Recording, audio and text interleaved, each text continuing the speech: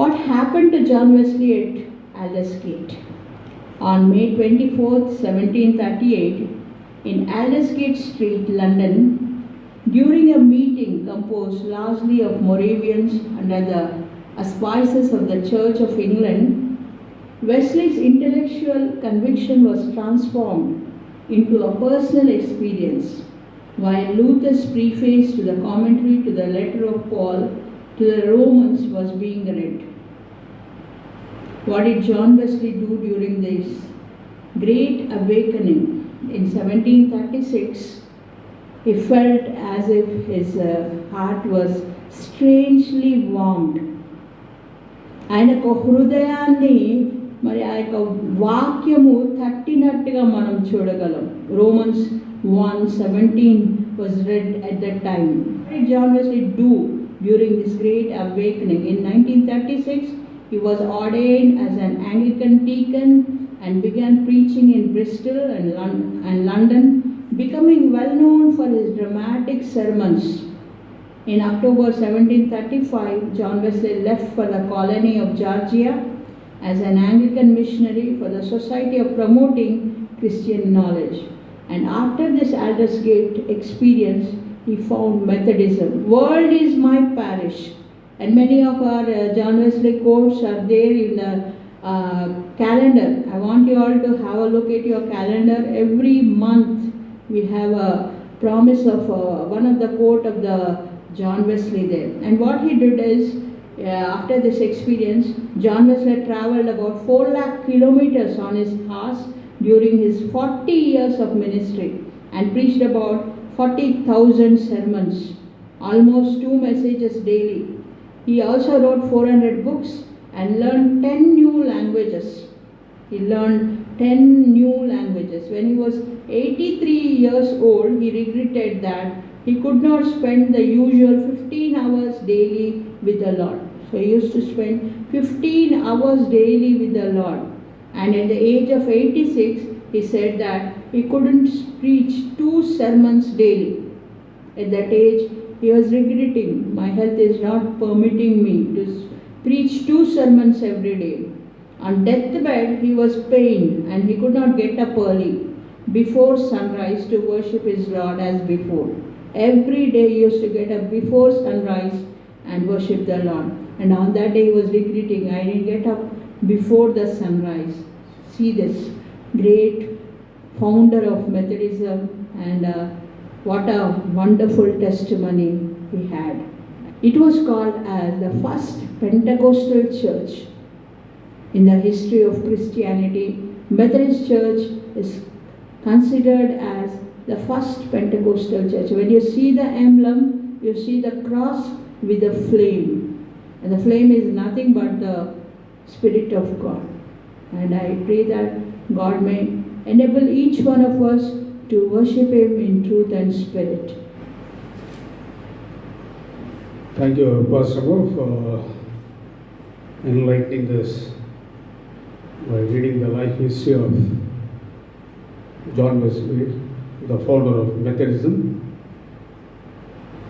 And today, we are so blessed to be part of the Methodist Church in India, as well as a part of the World Methodist Church, Council of Methodist Churches. This morning I would like to share a few thoughts from the book of Gospel according to St. John chapter 21 verses 15 to 25 has been read to us by Sister Drusilla. యోహాను సువార్త 21వ అధ్యాయము 15 నుంచి చివరి వరకు మనము చదువుగా మనం విని ఉంటున్నాము. మరి ఈరోజు this fifth Sunday after Easter. ఆ యొక్క సంఘటనలు మనం అన్నీ కూడా మరి తలపోసి వచ్చాము, ధ్యానించినాము. మరి యొక్క దినము ప్రత్యేకంగా మరి పేతురు యొక్క జీవితంలో యేసు ప్రభు చేసినటువంటి గొప్ప కార్యాన్ని మనం తలపోద్దాం. Let us meditate how Jesus has transformed the life of Peter. John's Gospel chapter 21, 15 to 19, if you could carefully examine, may come across certain important things how God is able to transform the life of Peter. Before we go into this passage, regarding పేతురు యొక్క జీవితాన్ని మనం గమనించినట్లయితే, పేతురు మాత్రమే కాదు, ఇతర శిష్యులు, నేను ఆలోచన చేస్తూ ఉన్నా, వీరికి విద్య లేదు, మామూలు. మరి ఇలాంటి వారిని యేసు ప్రభు తన యొక్క పరిచర్య నిమిత్తం వారిని ఏర్పాటు చేసుకున్నాడు. మరి వారు ఏ బడికి వెళ్ళినట్లు మనం చూడలేదు, ఎక్కడ కూడా రాయబడలేదు. ఆ దినాల్లో కేవలం రిలీజియస్ టీచింగ్స్ మాత్రమే. ఆ యొక్క మరి మందిరాలు ఉండేటువంటివి, సినగాగ్స్, అక్కడ ధర్మశాస్త్రాన్ని వారు పఠించేటువంటి వారు. అది తప్పించి వేరే బడులు, సెక్యులర్ స్కూల్స్ అక్కడ లేవు.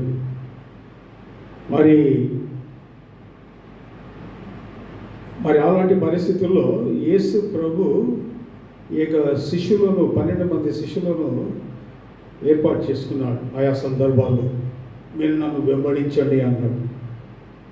నేను గమనించినప్పుడు it is like A open university. ఈ ఓపెన్ యూనివర్సిటీలో ఈ శిష్యులు తమ యొక్క పేర్లను నమోదు చేసుకున్నారు యేసును వెంబడించడానికి. ఈ ఓపెన్ యూనివర్సిటీలో 3.5 సంవత్సరాలు వారికి థియరీ లేదు, కేవలము ప్రాక్టికల్సే. యేసు ప్రభు ఏ బోధనైతే బోధించినాడు, అందుకొరకే యోహాను భక్తుడు అంటాడు కదా, మేము కన్న వాటిని, విన్న వాటిని, మేము చూసినవి ఉన్నది ఉన్నట్టుగా మీకు తెలియజేస్తున్నాం అంటాడు. మొదటి యోహాను పత్రిక 1వ అధ్యాయం 1వ వచనంలోనే యోహాను భక్తుడు. మరి వీరి యొక్క క్యారెక్టర్స్, వారి యొక్క జీవితాన్ని గమనించినట్లయితే, మరి ఆయా సందర్భాల్లో యేసు ప్రభు వీరికి పరీక్షలు పెట్టాడు. Jesus has conducted certain test during this 3.5 years of ministry.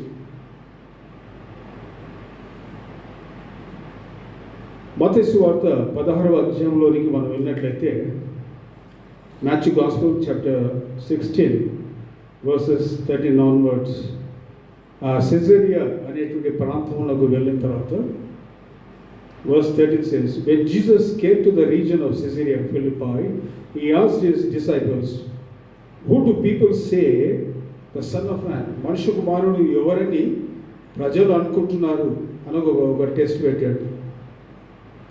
They replied, some say John the Baptist, బాప్తిసం ఇచ్చే యోహాను అని, తర్వాత కొందరు ఏలియా అని, కొందరు ఇర్మియా అని, లేకపోతే ప్రవక్తలో ఒక ప్రవక్త అని అనుకుంటున్నారు. అందుకైనా మీరైతే రెండవ ప్రశ్న, సెకండ్ క్వశ్చన్ ఏంటి అది? But what about you, he asked, what do you say I am? ప్రజల సంగతి మొదలుపెట్టండి, మీరేమనుకుంటున్నారు? 3.5 సంవత్సరాలు నన్ను వెంబడించినారు, అద్భుతాలు చేస్తున్నారు, నాకు బోధలు విన్నారు కదా. వెంటనే ఏ విధంగా స్పందించాడు? అందుకు సీమోను పేతురు, నీవు సజీవుడగు యేసు, నీవు సజీవుడగు దేవుని కుమారుడైన క్రీస్తు అని చెప్పాను. You are the Christ, the Son of the living God. చూడండి, వెంటనే ఏ ఆలోచన లేదు, వెంటనే ఏ విధంగా స్పందించాడు. How Peter has responded and he said, immediately said, you are the Christ, the Son of the living God. You are the living God. చూడండి, మరి ఈ విధంగా మరి స్పందించినటువంటి ఈ యొక్క పేతురు మరి శిష్యుల్లో ఎక్కువగా యేసు ప్రభువు ప్రేమించిన ప్రియమైనటువంటి శిష్యుడు అంటే యోహాను. వీరికి అందరూ కూడా టెస్ట్ పెట్టాడు ఆయా సందర్భాల్లో. పేతురు ఇక్కడ ఆ ఓరల్ టెస్ట్లో పాస్ అయినా అనుకున్నాడు. మరొక సందర్భంలో ఏమంటాడంటే, నా సమయము ఆసన్నమైందని యేసు ప్రభువు అన్నప్పుడు నన్ను బంధించడానికి వస్తారు అని చెప్పినప్పుడు, లేదు నీ కొరకు నా ప్రాణమైన నేను ఇస్తాను అని చెప్పినటువంటి ఈ యొక్క వ్యక్తి ఏం చేశాడు, కొంత సమయం తర్వాత కొన్ని గంటల్లోనే యేసు ప్రభు ఎవరో నాకు తెలియదు అని బొక్కినటువంటి పేతురు 3 సార్లు. Peter denied 3 times. ఈ టెస్ట్లో అన్నీ కూడా పరీక్షల్లో గమనించినట్లయితే మరి పేతురు ఓడిపోయినట్లు, ఈ ఫెయిల్డ్ ఇన్ దిస్ టెస్ట్. తక్కిన శిష్యులు యావరేజ్గా పాస్ అవ్వకుండా వచ్చారు. ఇది నా అభిప్రాయం.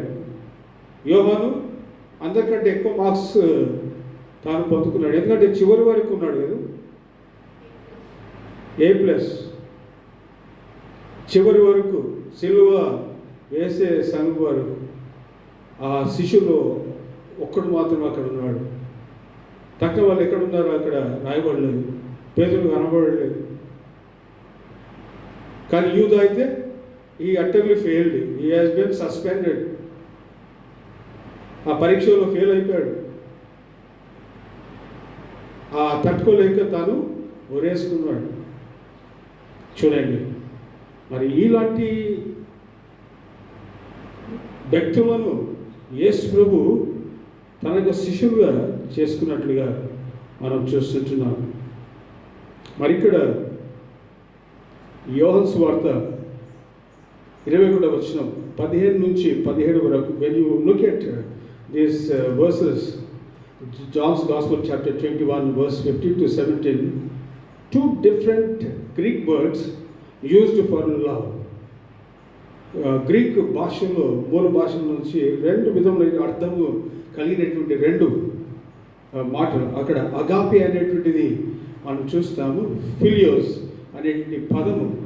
ఈ అగాపే అనేటువంటిది అది గూఢమైనటువంటి మరి అది లోతైనటువంటి ప్రేమ కలిగినటువంటిది అని ఆ భావం ఇచ్చేటువంటి మాట, పదము అగాపే. అది దైవత్వము కలిగినటువంటి ప్రేమ, దైవ సంబంధమైనటువంటి ప్రేమ. It's a divine love. యోహాను సువార్త 14వ అధ్యాయం 21వ వచనంలో ఏమంటాడంటే, John's gospel chapter 14 verse 21, whoever has my commands and obeys them is the one who loves me.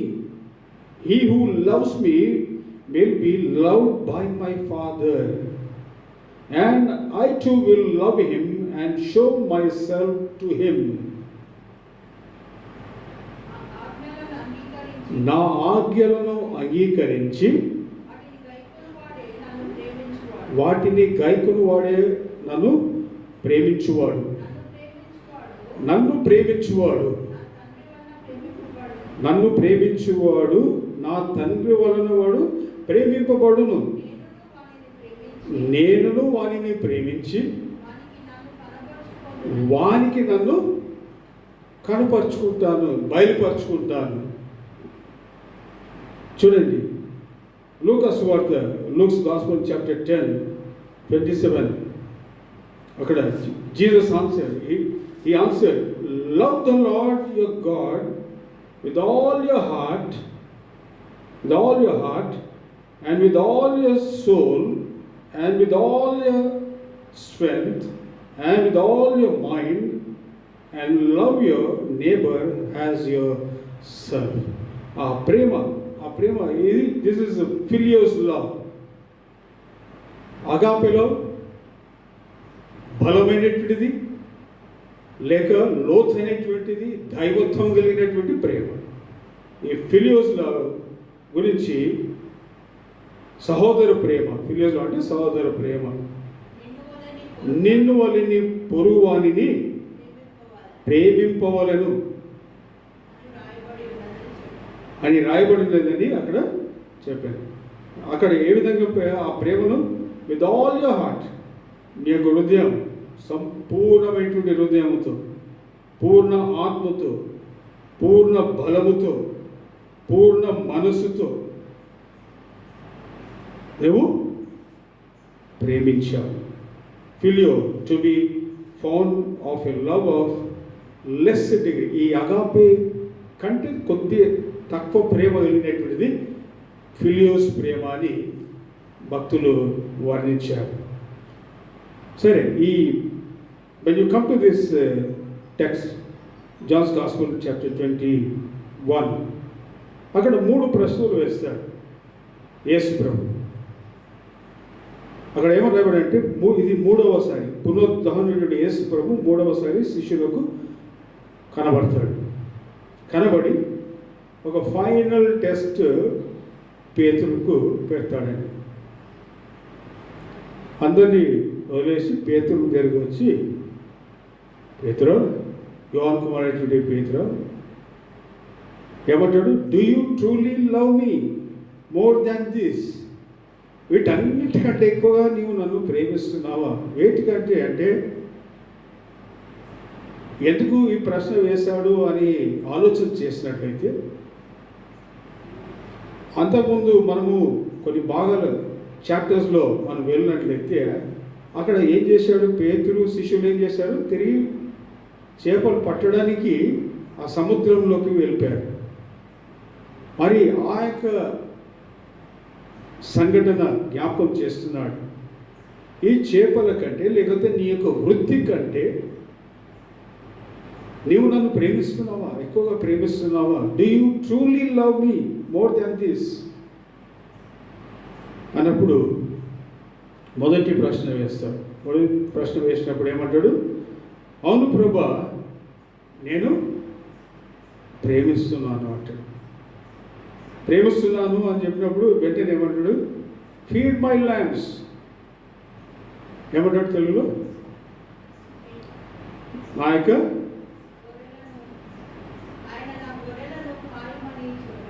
ఆయన నా గొర్రెలు, మొదటి 15వ వచనం, నా పిల్లలను గొర్రె పిల్లలను మేపుమని అతనితో చెప్పాను. రెండవ ప్రశ్న మళ్ళీ వేస్తాడు, డూ యూ ట్రూలీ లవ్ మీ? అవును ప్రభా, నేను నిన్ను ప్రేమిస్తున్నాను అన్నప్పుడు రెండవసారి ఏమంటే, take care of my sheep. First one is feed my lambs. Secondly Jesus tells Peter, take care of my sheep. నా గొర్రెలను కాయుము. గొర్రె పిల్లలను కాదు, గొర్రెలను కాయము. మూడవ ప్రశ్న, డూ యూ లవ్ మీ అని మూడవ ప్రశ్న వేసినప్పుడు వెంటనే పేతురు ఎంతగానో హృదయంలో నొచ్చుకున్నాడు. I was hurt. Lord, you know all things, you know that I love you. నీకు తెలుసు నేను నిన్ను ప్రేమిస్తున్నానని. Peter, remembering his 3 denials of the Lord, aware, knew of his weaknesses. ఎందుకు 3 సార్లు అడిగాడు ప్రశ్న అంటే, ఆ పేతురు యొక్క జీవితంలో గమనించినట్టయితే అంతకుముందు యేసు ప్రభు శిలువ వేయబడక 3 సార్లు తాను పొక్కాడు. యేసు ప్రభు ఎవరో నాకు తెలియదు. So Jesus is trying to remind him about his 3 denials. ఆ 3 సాల్ ఏ విధంగా బొక్కాడో దానిని జ్ఞాపకం చేస్తున్నాడు. Christ threefold reputation of the pronoun my lambs, my sheep, my sheep reminds all Christians. ఇది కేవలము ఆ రోజు పలికినటువంటి మాటలు. Even today those words are relevant. Reminds all Christians who hold responsibilities over others that the persons under them belong first of all to Christ. Verse 17, John 21 verse 17. With his confidence in himself greatly shaken through having so recently denied his Lord, Peter feels unworthy to express his love to Christ by the strong word agape, and therefore uses the weaker word filio. రెండు సార్లు ఏమైంది, ఆ రెండు ప్రశ్నల్లో అంత బలంగా తాను జవాబు ఇవ్వలేకపోయినాడు. కానీ మూడవసారి ఎప్పుడైతే అన్నాడో అప్పుడు యేసు ప్రభు వేసినటువంటి ప్రశ్నకు తాను ఆ యొక్క మనసును, ఆ యొక్క ప్రేమను తాను వ్యక్తపరిచినట్లుగా మనం చూస్తాం. సో దిస్ ఇస్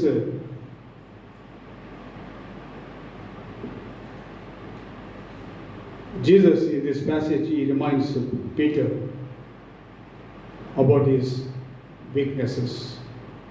అతని యొక్క పొరపాట్లు, అతని యొక్క పాత జీవితాన్ని ఈ మూడు ప్రశ్నలు వేయటం ద్వారా మరి అక్కడ జ్ఞాపకం చేసినట్లుగా మనం చూస్తాం.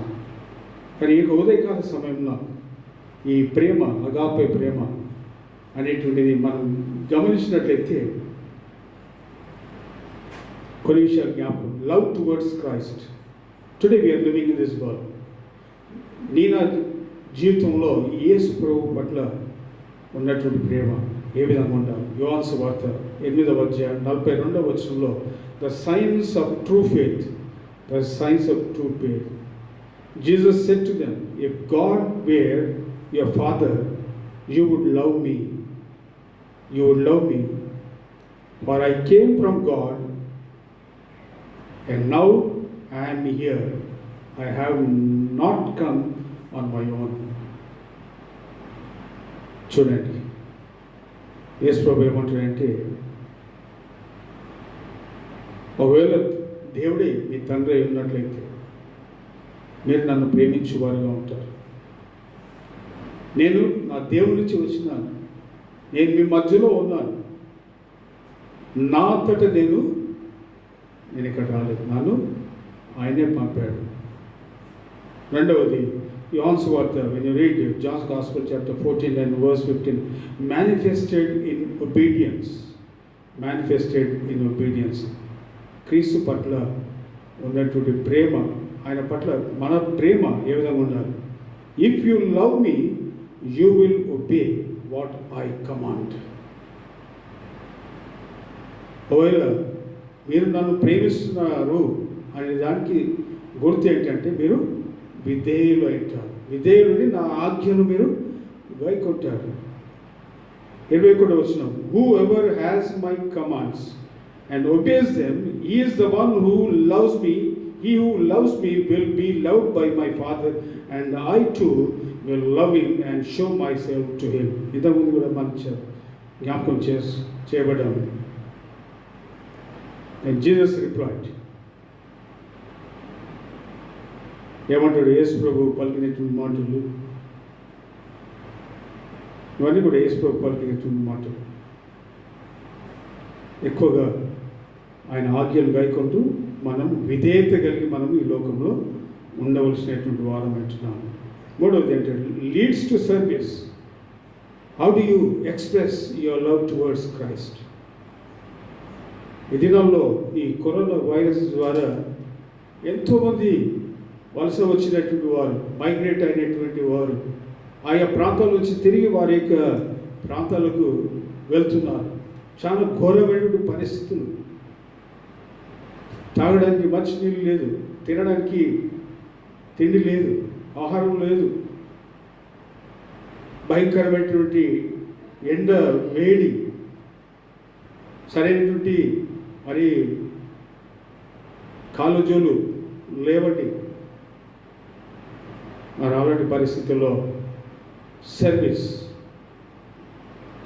To God, service to man is service to God అనేటువంటి దృక్పథంతో ఎంతోమంది మరి బయటకు వచ్చి వారిని ఆదుకుంటున్నారు. మనం చూస్తూనే ఉన్నాం.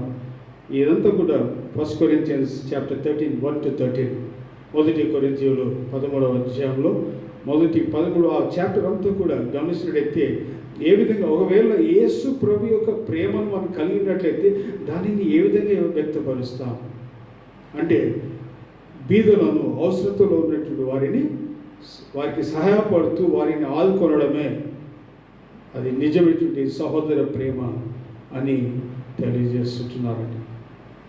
రెండవ ప్రాముఖ్యమైనటువంటిది ఏంటంటే the love of Christ described has. ఇది మానవుని యొక్క ప్రేమ క్రీస్తు పట్ల. రెండవది క్రీస్తు యొక్క ప్రేమ మానవుల పట్ల. It's a knowing. We need to know the love of Christ. Knowing Ephesians chapter 3 and verse 19. And to know this, that love that surpasses knowledge, that you may be filled to the measure of all the fullness of God. చదవండి ఎఫెసీయులు 3:19. ఆయన తెలుసుకోవడం.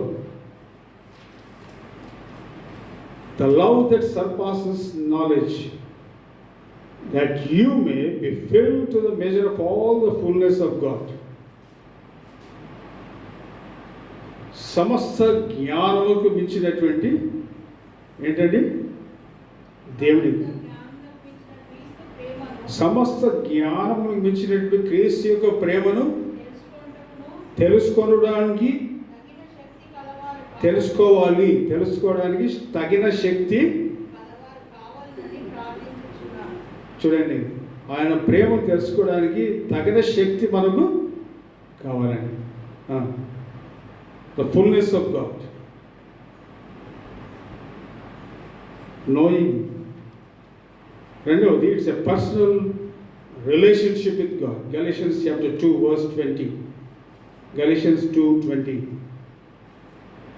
అపోస్తలుడైన పౌలు అంటాడు కదా ఒక గొప్ప అనుభవంతో, I have been crucified with Christ and I no longer live but Christ lives in me.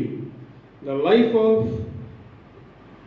I live in the body, I live by faith in the Son of God who loved me and gave himself for me.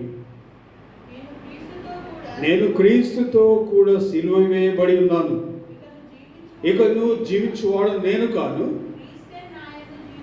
క్రీస్తే నాయందు జీవించుచున్నాడు. ఇప్పుడు నేను శరీరమందు జీవించుతున్నటువంటి ఈ జీవితము నన్ను ప్రేమించి నా కొరకు తన్ను తాను అప్పగించుకున్న దేవుని యొక్క కుమారుని అందలి విశ్వాసం వలన నేను జీవించినాను. Your personal experience with Christ, when you taste the love of Christ, నీవు దేవునితో ఉన్నటువంటి ఆ యొక్క సత్సంబంధం. మూడవది, the love of Christ is unbreakable. దానిని ఎవడు కూడా విడతీయరండి. రోమీయులకు రాసిన పత్రిక 8వ అధ్యాయం 35వ వచనం.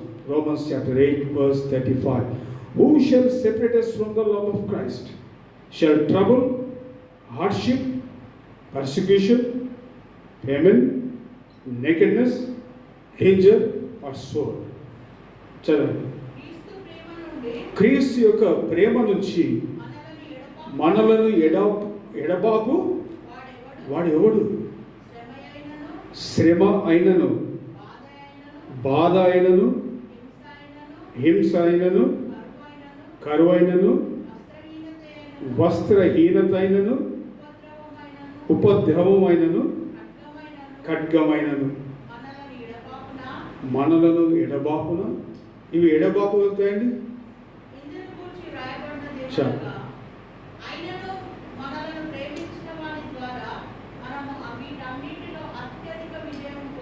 వీటన్నిటిలో మనము అత్యధికమైన విజయము పొందుతున్నాము. Ultimately, God gives victory over all these things. Upon all these things, unbreakable love, unbreakable love. The love of Christ is a knowing one. We should know. Secondly, it's a personal. Thirdly, it says it's an unbreakable. క్రీస్తునందు ప్రియమైనటువంటి వాళ్ళారా, యేసు ప్రభు పేతురును ఎంతగానో ప్రేమించాడు. ప్రేమించి అతన్ని తిరిగి పునరుద్ధరించడానికి, in order to restore back, he placed before him these three questions. Peter, do you love me? Peter, do you love me? Peter, do you love me? నా గొర్రె పిల్లలను మేపుము, కాయము, నా గొర్రెలను కాయము, ఇది నా గొర్రెలను కాయము. మరి ఈ వ్యక్తి పేతురు తర్వాత ఆదిమ సంఘంలో ఒక గొప్ప సేవకుడిగా ప్రజల్లి మరి క్రీస్తు యొక్క సువార్తను ప్రకటించి క్రీస్తు కొరకు ఒక హతసాక్షిగా మారినటువంటి గొప్ప వ్యక్తి పేతురండి. ఈరోజు మరి నీవు నేను ఎలాంటి స్థితిలో ఉంటున్నాను? యేసు ప్రభు యొక్క ప్రేమను రుచి చూచి కూడా తిరిగి ఆ యొక్క పాత జీవితంలోనికి మనం వెళ్ళిపోతున్నాము. ఆయన కంటే ఎక్కువగా ఈ లోకంలో ఉన్నటువంటి వాటిని మనం ప్రేమిస్తున్నాము అనేటువంటి ఒక ప్రశ్న మనం వేసుకోవాలి. క్రీస్తునందు ప్రేమటువంటి వాళ్ళారా, క్రీస్తు యొక్క ప్రేమలో ఎప్పుడైతే మనము ఎదుగుతామో ఆ క్రీస్తు యొక్క ప్రేమను ఇతరులతో కూడా మనము చూపించగలుగుతాము. మన యొక్క భారతదేశంలో నీవు నేను ఈ యొక్క భారతదేశంలో జన్మించినటువంటి ఒక బాధ్యత కలిగినటువంటి ఒక పౌరునిగా, ఒక సిటిజన్గా మన పొరుగు వారి ఎడల మన యొక్క బాధ్యత ఏంటి?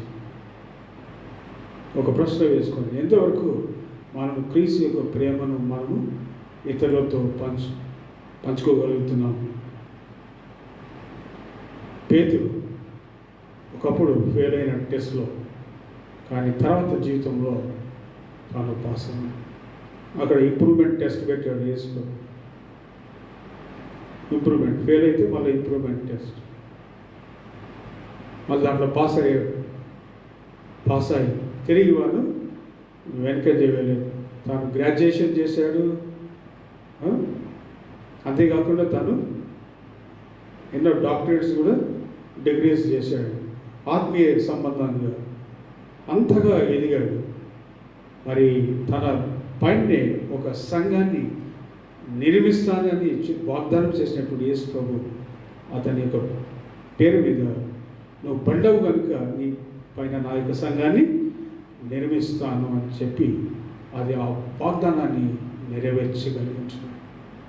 క్రీస్తునందు ప్రియమైనటువంటి వాళ్ళ మరి నీవు నేను మనందరం కూడా ఆ యొక్క ప్రేమలో ఎదుగుచు ఆ యొక్క ప్రేమను ఇతరులతో కూడా మనం ఇతరులకు చూస్తూ మనము ముందుకు సాగుతాం. అలాంటి కృప నడిపింపు దేవుడు నీకు నాకు మనకందరికీ కూడా అనుగ్రహించును గాక.